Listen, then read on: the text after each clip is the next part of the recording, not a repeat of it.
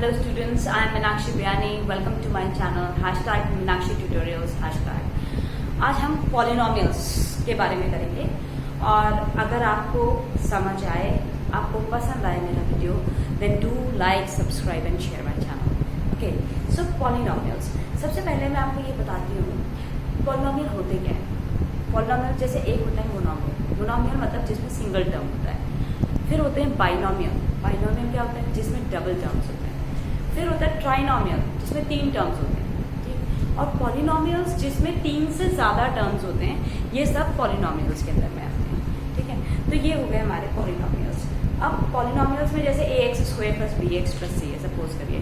अब हमें इसमें क्या होता है कि x की वैल्यू निकालनी होती है. जो x की वैल्यूज होती हैं उनको हम कहते हैं जीरोज ऑफ द पॉलिनोमियल. उनको हम कहते हैं जीरोज. जो हम x की वैल्यू, हमने अभी तक जब हम 9th स्टैंडर्ड में थे हमने क्वाड्रेटिक किया था. जब हम क्वाड्रेटिक करते हैं तो x की 2 वैल्यूज आती हैं. इनको हम x के जीरोज कहेंगे इस लेवल पे आकर के. हम इनको कहते हैं जीरोज ऑफ द x. तो ये जीरोज जो होते हैं 2 तरह के, मतलब बेसिकली ये x की वैल्यूज है. इसका मतलब कि अगर मेरे पास ये ग्राफ है और इसमें ये ग्राफ अगर ऐसे जा रहा है तो इसका मतलब कि इसमें x की 2 वैल्यूज हैं. इसका मतलब कि ये 2 जीरोज हैं इसमें x की. अगर कोई ग्राफ इसकी जगह पे अगर ऐसे जा रहा होता, इसमें क्या थे 2 जीरोज थे. अब अगर मान लीजिए ग्राफ ऐसे जा रहा है 1 2 3 4 जगह पे ये एक्स एक्सिस को टच कर रहा है. इसका मतलब इसके 4 जीरोज होंगे. These are called the zeros of the polynomial. Fine. Now let me continue to add upper grade. ये तो सिर्फ मैंने आपको ये इंट्रोडक्शन दिया कि ये होते क्या हैं पॉलिनोमियल्स और हम इनको कैसे पहचानते हैं. तो ये होती है हमारी एक्स की वैल्यूज होती हैं और कुछ भी नहीं होता है. अब मैं आपको बताऊंगी, जैसे मान लीजिए एक्स की 2 वैल्यूज हैं तो इन जीरोज को हम नेम देंगे. वो होता है हमारा अल्फा और बीटा. ये दोनों होती है हमारी एक्स की वैल्यूज, अल्फा एंड बीटा. ठीक है. अब अगर एक्स की 2 वैल्यूज हैं तो इनका आपस में एक रिलेशनशिप होता है. क्या रिलेशनशिप होता है? ये होता है कि सम ऑफ जीरोज जो होते हैं इज इक्वल टू -b/a. अब -b/a क्या होता है? मेरा स्टैंडर्ड इक्वेशन अभी मैंने कहा भी था ax² + bx + c. ये मेरा स्टैंडर्ड इक्वेशन होता है. b क्या है? b है कोएफिशिएंट ऑफ x और a क्या है? a है कोएफिशिएंट ऑफ x². तो ये होता है -b/a. ये होता है सम ऑफ जीरोज. यानी कि अगर मैं इसको लिटरली समझाऊं तो अल्फा प्लस बीटा की जो वैल्यू है वो -b/a के बराबर में आनी चाहिए. तो ये मेरे होते हैं सम ऑफ जीरोज. अगली चीज होती है इनकी रिलेशनशिप में इनके product of zeros. Product of zeros की जो वैल्यू होती है वो होती है c/a. प्रोडक्ट ऑफ जीरोज होते हैं हमारे c/a. प्रोडक्ट ऑफ जीरोज यानी कि alpha into beta is equal to c/a. c क्या है? c है मेरा कांस्टेंट टर्म और a as I have already told you x² का कोएफिशिएंट होता है a. तो ये होते हैं हमारे इसकी कैलकुलेशंस के अंदर. मैं आपको एक एग्जांपल लेती हूँ और एग्जांपल लेकर के आपको इसको एक्सप्लेन करके दिखा देती हूँ. जैसे मान लीजिए मेरे पास एक क्वेश्चन है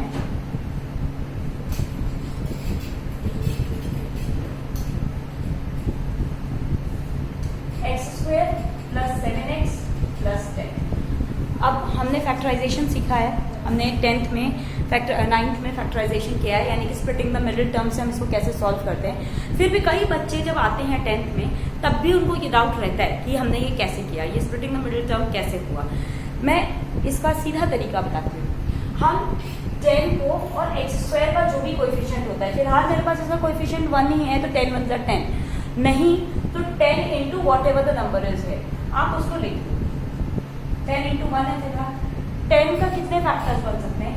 5 × 2, 5 + 2 7x होता है. मतलब कि इसको मैं मल्टीप्लाई करूंगी तो यही प्रोडक्ट होना चाहिए. ऐड या सब्ट्रैक्ट करने में मेरा मिडिल टर्म आना चाहिए. ये होते हैं मेरे इसके basics.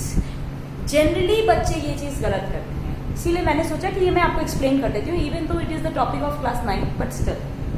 Anyways let us continue. +5x + 2x + 10.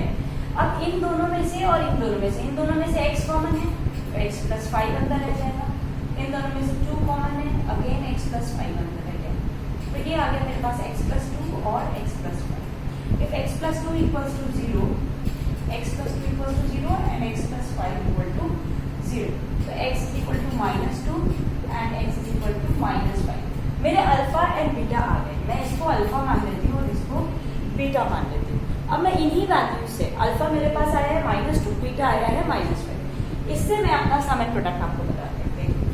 Alpha plus beta होता है फॉर्मूले के अकॉर्डिंग -b/e। अब यहाँ पे a है 1, b है 7, c है 10, तो ये होएगा -7 अपॉन में 1 विच इज इक्वल टू -7। अब इनको हम करके देखें तो -2 प्लस -5 ये क्या होता है -7। तो ये मेरा अल्फा प्लस बीटा यानी कि ये जो मेरा सम ऑफ जीरोज है ये यहाँ पे वेरीफाई हो जाता है। अब मैं आपको प्रोडक्ट ऑफ जीरोज बताती हूँ। अल्फा इंटू बीटा का जो फॉर्मूला होता है वो होता है c/a मतलब 10/1, इसका मतलब क्या हो गया कि ये हो जाएगा 10/1, इसका मतलब ये होना चाहिए 10। अब जो ये मेरे पास अल्फा एंड बीटा आए थे मैं इनको भी आपको प्रोडक्ट से मल्टीप्लाई करके दिखाती हूँ। -2 into -5 minus will be plus and 5 times 2 is 10। तो ये वेरीफाई भी हो रहा है मेरे पास में कि इनका जो रिलेशनशिप है इट शुड बी वेरीफाइड और वो वेरीफाई हो रहा है। Now I think it is quite clear to you कि अल्फा एंड बीटा क्या होते हैं और इनका रिलेशनशिप क्या होता है और हम इसके सामने प्रोडक्ट को कैसे सॉल्व करते हैं। यानी कि आपको इसके लिए सबसे पहले जो बेसिक चीज आपकी जो स्ट्रॉन्ग होना चाहिए वो होता है मेरा क्वाड्रेटिक इक्वेशंस, यानी कि मेरे को जो स्प्लिटिंग द मिडिल टर्म है वो बहुत क्लियर होना चाहिए। अगर आप एक और एग्जाम्पल मैं आपको करवाती हूँ, थोड़ा अलग है। जैसे अगर मान लीजिए कि आपको मैंने इक्वेशन दे दिया कि x² - 2x - 8, या मैं कोई ऐसा लेती हूँ जिसमें स्टार्टिंग दे रखी हो 4x² - 4x 6x³ 6x² -3 - 7x। अब जैसे कि उल्टे सीधे दे रखे हैं, लेकिन हमेशा हम याद रखते हैं हमारा जो स्टैंडर्ड इक्वेशन होता है वो होता है ax² + bx + c। तो पहले हम इसको सीधा करेंगे 6x² - 7x - 3। नाउ जैसा मैंने आपको भी पहले बताया था, मैंने कहा था इस टाइप का, मैं इसीलिए एक एग्जांपल ले लिया। हम 6 और 3 का प्रोडक्ट लेते हैं, 6 × 3 6 3 18 एंड 9 × 2 क्या होता है वो भी 18 होता है। यानी कि मैं या तो ऐसे करूँ या इसको ऐसे करूँ 3 × 2 × 3 3 टाइम्स 3 इज 9 × 2 9 × 2 मेरा 18 होता है एंड 9 + 2 9 - 2 7 होता है। बट ये -7 है तो जो बड़ा वाला नंबर है दैट इज -9 एंड +2 होते हैं। सो 6x² - 9x + 2x - 3, इन दोनों में से 3 कॉमन है, 3x 2x - 3 + 1 2x - 3। सो 3x + 1 2x - 3, इन दोनों को आप इक्वल टू 0 रखेंगे तो x आएगा -1/3 और 3/2। ये आ गए मेरे पास में मेरे alpha and beta. I will take it as alpha and this one as beta. ये मेरे हो गए alphas and betas. So alpha and beta हमने क्या पढ़ा था कि सम ऑफ जीरो यानी कि अल्फा प्लस बीटा होता है -b/a -b, यानी कि यहाँ पे a है 6, b है -3, b है -7 सॉरी, और c है 3। तो यहाँ पे आना चाहिए मेरे पास में -7/6 विच इज इक्वल टू 7/6। अब मैं आपको ये सॉल्व करके दिखाती हूँ वेदर इट इज कमिंग 7/6 और नॉट। इसको हम वेरिफिकेशन कहते हैं। -1/3 + 3/2 एलसीएम आएगा 6 का, 2 - 2 + 2 3 × 6 3 × 9, सो 9 - 2 इज 7/6। ये आगे मेरा ये वेरीफाई हो जाता है अल्फा प्लस बीटा। अब अल्फा इंटू बीटा जो होता है वो होता है c/a यानी कि 3/6 यानी कि 1/2। अब मैं आपको इससे भी सॉल्व करके बताऊं, जो वेरिफिकेशन वाला प्रोसेस है ये होगा c नेगेटिव है -1/3 × 3/2, 3 से 3 कट जाएगा -1/2। So this is verified again. तो ये होते हैं मेरे मेथड्स कि मैं इसको कैसे सॉल्व करती हूँ और कैसे वेरीफाई करती हूँ। ये थे मेरे जीरोस का।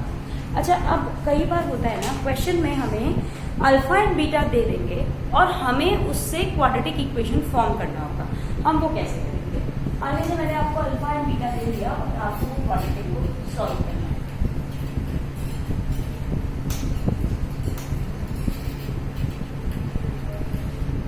अल्फा है मेरे पास में सपोज 1/4 और बीटा है -1। ये मेरा क्वेश्चन है। अगर अल्फा 1/4 है, ठीक है, तो अल्फा हमने क्या, अल्फा प्लस बीटा हमने क्या पढ़ा था कि अल्फा प्लस बीटा यानी कि 1/4 minus 1 because plus minus minus हो जाएगा, तो एलसीएम आएगा 4 का 1 माइनस 4 माइनस 3/4।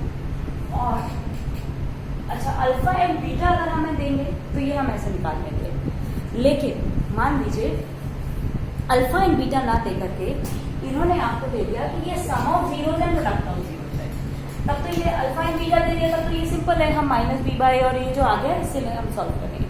मान लीजिए हमें ये नहीं देते, हमें कहते हैं कि सम ऑफ जीरोज जो है, sum of zeros is equal to minus 1/4 and product of zeros is equal to 1। Product of zeros हमें 1 दिया, सम ऑफ जीरोज हमें 1/4। सम ऑफ जीरोज का फॉर्मूला क्या था, माइनस बी बाई, और ये क्या था, सी बाई। अब नोटिस करिए यहाँ पे ए 4 है, दोनों जगह हम सबसे पहले जो चीज देखते हैं वो हम ए को देखेंगे। A should be same at both the places.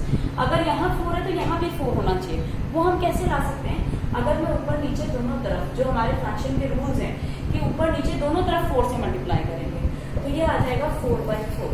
अब in this case a is equal to 4, b is equal to 1, क्योंकि माइनस बी माइनस 1 था तो b equals to 1 and c equals to 4। तो मेरा a b c आ गया। अब मेरा standard equation होता है ax square plus bx plus c, यानी कि 4x स्क्वायर प्लस x, क्योंकि 1x का मतलब x ही होता है, प्लस 4। ये बन गया मेरा स्टैंडर्ड इक्वेशन, जो मेरा इक्वेशन रिक्वायर्ड था। यानी कि अगर मुझे सम एंड प्रोडक्ट देते हैं तब भी हम उससे अपने जीरोज निकाल सकते हैं कि सम ऑफ जीरोज से हम कैसे अपने प्रोडक्ट निकालेंगे, कैसे हम अपना इक्वेशन निकालेंगे अगर मेरे पास सम एंड प्रोडक्ट ऑफ जीरोज दे रखा है। अब मैं एक और कंडीशन देती हूँ। अब की बार हमें सम ऑफ जीरो 0 दे रखा है एंड प्रोडक्ट ऑफ जीरोज √5 दे रखा है। अच्छा जैसे ही रूट आता है ना, सबसे पहले ही घबराहट हो जाती है कि अब हम इसको कैसे करेंगे। We will do it by the same method जिससे हमने ये प्रीवियस क्वेश्चन हमारा किया था। क्या करेंगे हम इसमें, सम ऑफ जीरोज क्या होता है, माइनस बी बाय ए होता है, ठीक है, और प्रोडक्ट ऑफ जीरोज होता है सी बाय ए। दोनों ही केसेस में हम डिनोमिनेटर में 1 ले सकते हैं। तो ए मेरा 1 आ गया, b इक्वल्स टू 0 और c √5। It is so simple. Now मेरा standard ax square plus bx plus c, ये मेरा स्टैंडर्ड इक्वेशन हो गया। X square plus 0x plus √5, since 0x is 0 तो मेरा जो स्टैंडर्ड इक्वेशन आ जाएगा वो आ जाएगा एक्स स्क्वायर प्लस √5। ये बन गया मेरा standard equation. It is very simple. Bus route देख के हमें घबराना नहीं चाहिए कि अब हम इसके आगे क्या करेंगे, ठीक है। तो ये बहुत सिंपल होते हैं, इसमें कुछ भी नहीं होते हैं। अब एक चीज और बताती हूँ, अगर मान लीजिए लॉन्ग डिवीजन मेथड से डिवाइड करना होता है, वो आपने 9th में किया था, फिर भी आपको रिकॉल कराने के लिए मैं आपको एक बार करवा देती हूँ। एक हम थोड़ा सा क्वेश्चन एक ले लेते हैं कि हम कैसे करते हैं, क्योंकि वो उनकी हमको ज़रूरत पड़ेगी जो लॉन्ग डिवीजन मेथड से हम डिवीजन करते हैं। या मैं एक एग्जांपल लेती हूँ, उसके अंदर आपको उसको क्लियर भी कर देती हूँ, ठीक है। अब मैं मान लेती हूँ अब की बार जो मैं आपको पहले समझा रही थी, क्योंकि देखिए मैंने आपको ये नहीं समझाया था तो मैं आपको वो करवाती तो क्लियर नहीं होता, इसलिए सम एंड प्रोडक्ट को पहले मैंने बताया आपको, और अब मैं आपको वो वाले तरीके क्वेश्चन करवाती हूँ। मान लीजिए आपको दोनों जीरोज √2 और -2, ये दो आपको जीरोज दे दिए, ये आपका अल्फा था, ये आपका बीटा था। तो एक बार हम ये लिख सकते हैं कि x is equal to √2 and x is equal to -√2। अगर मैं आपको ऐसे लेती हूँ तो ये क्या हो जाएगा, x माइनस √2 और ये हो जाएगा x प्लस 2, ठीक है। इसका मतलब x स्क्वायर -2, बिकॉज √2 का स्क्वायर 2 होगा। तो ये मेरा इसका एक फैक्टर बन जाता है, इससे इसका एक पॉलिनोमियल। अब मैंने आपको ये क्यों एक्सप्लेन किया, इसको मैं समझाती हूँ। मान लीजिए आपको एक इक्वेशन दे देते हैं हम।